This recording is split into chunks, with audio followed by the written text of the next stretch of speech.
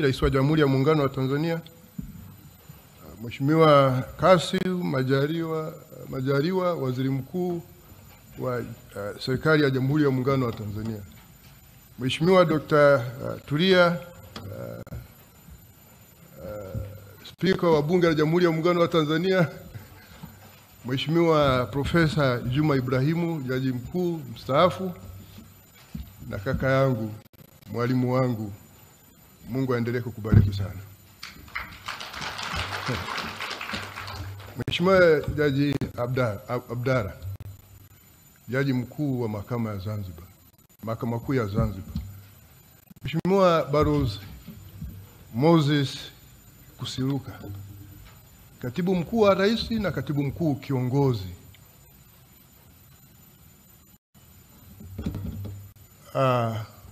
Mheshimiwa viongozi wa serikali mliopo, na kama mtakumbuka mshereheshaji amesema neno fupi la shukrani, na hofia kuwataja wote zile muda ukao umeisha, lakini natambua uwepo wa waheshimiwa majaji wa Mahakama ya Rufaa wakiongozwa na Amidi Mheshimiwa Jaji Augustino Ramadhani Jaji Augustino Mwarija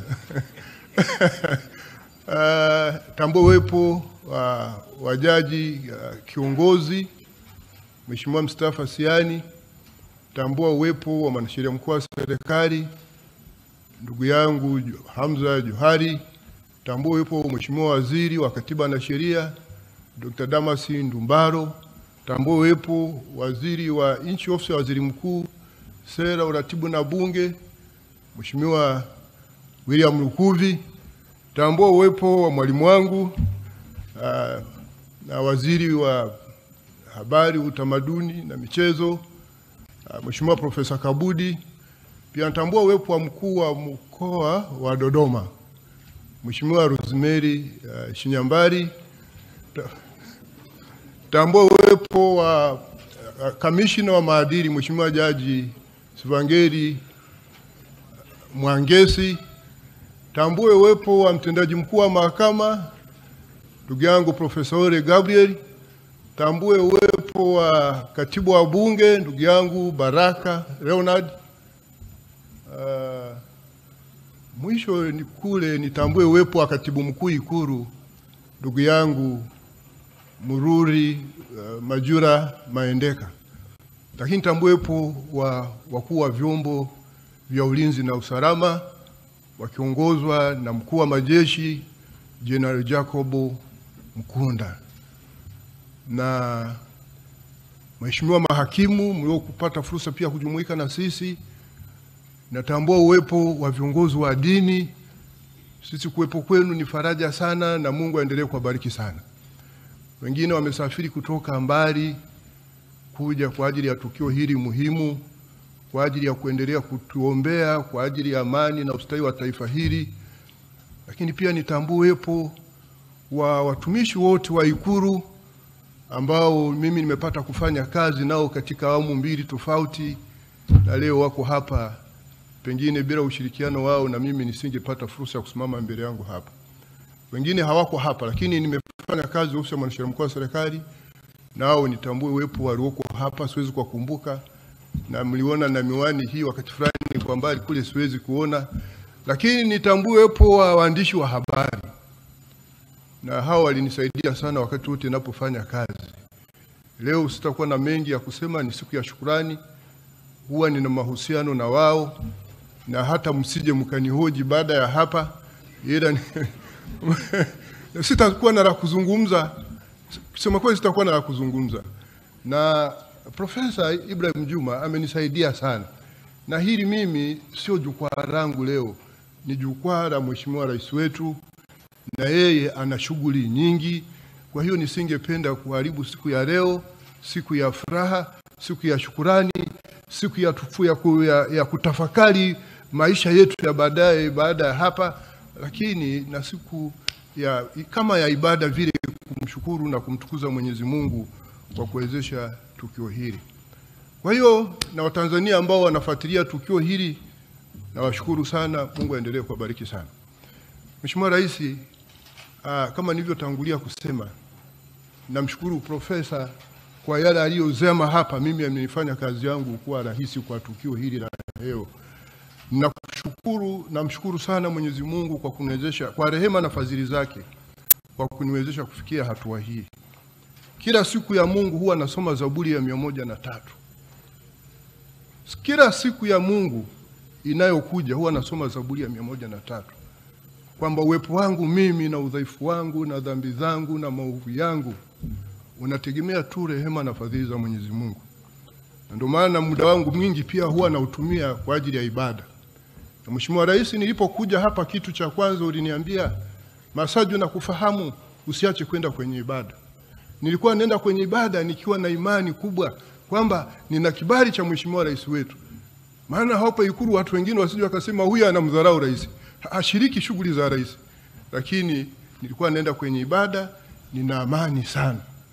Na ni mara mbili tu nilikuja nadhani, na nilikwambia siku ile kwamba Mheshimiwa Rais, inapobidi nitakuja. Katika maisha yangu ya kukaa hapa nilishiriki matukio mawili. Nilipokuja siku ya Sabato. Kwa hiyo nakushukuru sana. Ninakushukuru sana Mheshimiwa Rais kwa kuniona nafaa, kuniamini, ukaona kwamba naweza kuendelea kukusaidia kuongoza muhimili wa mahakama ya Tanzania, ambao ni moja wapo ya mihimili mitatu inayounda serikali ya Jamhuri ya Muungano wa Tanzania. Mwenyezi Mungu aendelee kukubariki sana katika maisha, katika utumishi na shughuli zako za umma za kila siku. Na kama nilivyosema mwanzoni, Profesa amenihakikishia mimi ambacho ningeweza kukisema. Ninachoweza kusema tu mbele yako Mheshimiwa Rais ni kwamba sisi kazi yetu muhimili wa mahakama ni kutoa haki. Na katiba katika ibara 107 capital A na capital B imetueleza kanuni zinazotuongoza. Na katika hizi sheria zote zinazotungwa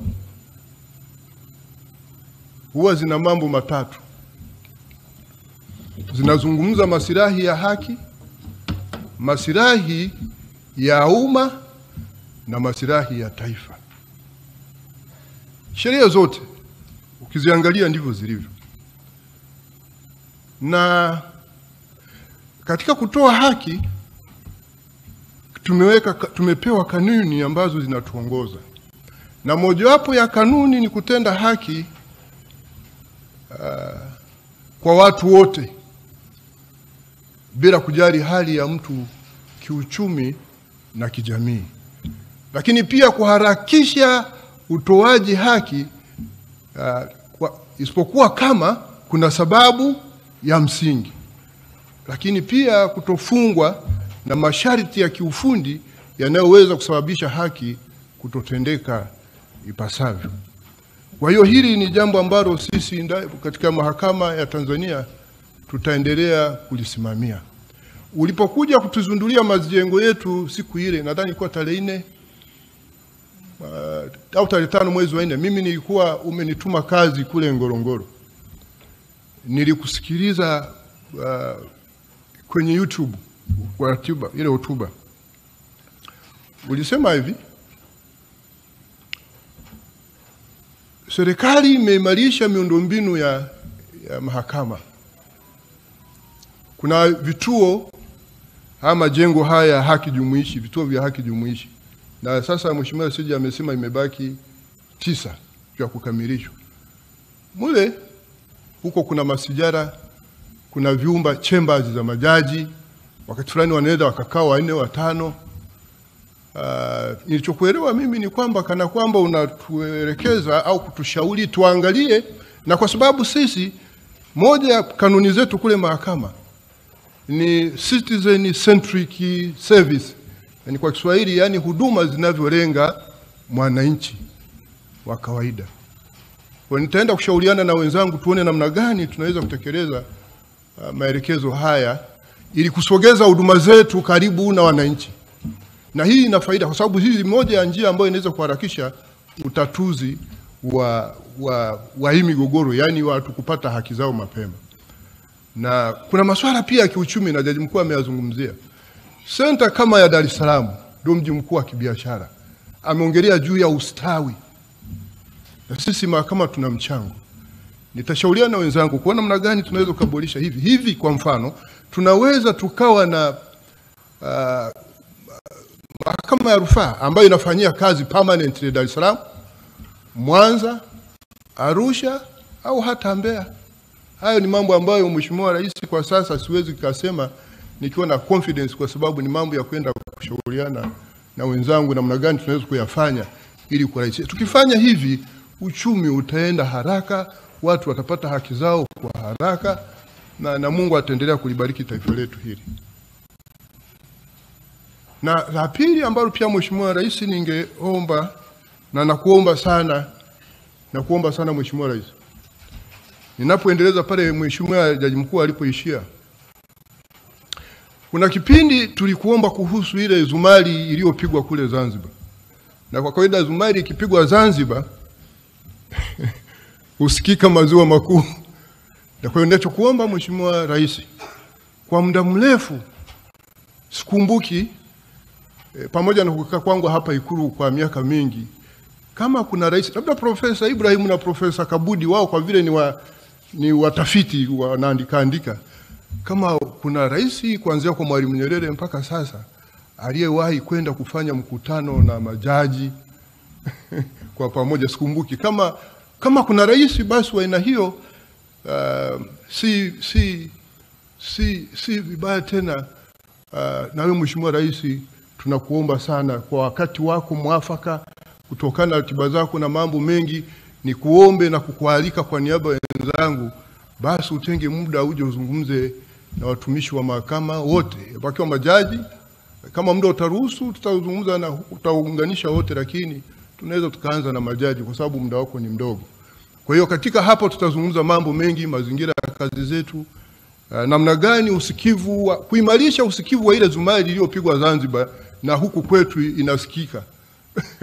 Kwa hiyo baada ya kusema haya Mheshimiwa Rais, sina mambo mengi ya kusema. Na kama nilivyosema, profesa amenisaidia sana kwa yale ambayo ningeweza kusema, na leo hii sio forum yangu. Narudia kusema na kuwashukuru ndugu zangu ninyi wote mliokuja, viongozi na watumishi wenzangu, kwa kutenga muda wenu kuja kwenye tukio hili, kusherehekea siku hii, kumshukuru na kumtukuza Mwenyezi Mungu ambaye mimi naendelea kumuomba siku zote aendelee kunisimamia kwa ajili ya utumishi katika nchi hii. Mimi naendelea kuwa mtumishi wa umma. Nilipoapishwa kuwa naibu mwanasheria mkuu wa serikali, waandishi wa habari waliniuliza, nikamwambia sikiliza, mimi ni mtumishi, mniiteni tu mtumishi. Nikaeleza sababu kwa nini. Nikamwambia kwa mujibu wa sheria ya utumishi wa umma, mimi ni mtumishi wa umma. Kwa mujibu wa ibara 35 ya katiba, mimi ni mtumishi wa serikali. Lakini rais nilikusikia kule Zanzibar wakati tunamwapisha naibu waziri mkuu kwamba sisi viongozi ni watumishi wa umma. Tunatokana na watu, tunawajibika kwa watu. Na niliogopa sana kujitutumua. Wale wote niliofanya nao kazi ofisi ya mwanasheria mkuu wa serikali, hata akiwa alikuwa mhudumu, siku zote wananiita mimi ni mtumishi. Sio mtumishi wa kanisani, mtumishi wa umma. Kwa hiyo nabaki kuwa mtumishi wa umma pamoja na kwamba na cheo hiki. Kwa waandishi wa habari, nitangulia kusema, sisi huku serikalini huwa tunawasiliana kwa maandishi, kwa barua, na mambo mengi ni asili. Lakini ukitaka communicate na public, ukitaka kuwasiliana na umma, lazima watafute watu wa vyombo vya habari. Kwa hiyo mimi milango yangu iko wazi. Serikali yako hii imefanya mambo makubwa chini ya kipindi hiki. Mahakama imekuwa ikiyaeleza, lakini mengine basi tu watu hawazingatii. Tutaendelea kuengage waandishi wa habari kusudi watusaidie kueneza mambo mazuri yanayofanywa na mahakama. Mheshimiwa Rais, naomba nisikuchoshe, una ratiba nyingi. Kwa mara nyingine tena nakushukuru. Mwenyezi Mungu aendelee kukubariki, na wote mliokuja kushangilia na kusherehekea swala hili, Mungu aendelee kuwabariki sana. Asanteni sana. Asante Mheshimiwa George Masaju, Jaji Mkuu wa Tanzania, tunakushukuru. Na kwa heshima na taadhima naomba kumkaribisha Mheshimiwa Dr. Tulia Ackson, Spika wa Bunge la Jamhuri ya Muungano wa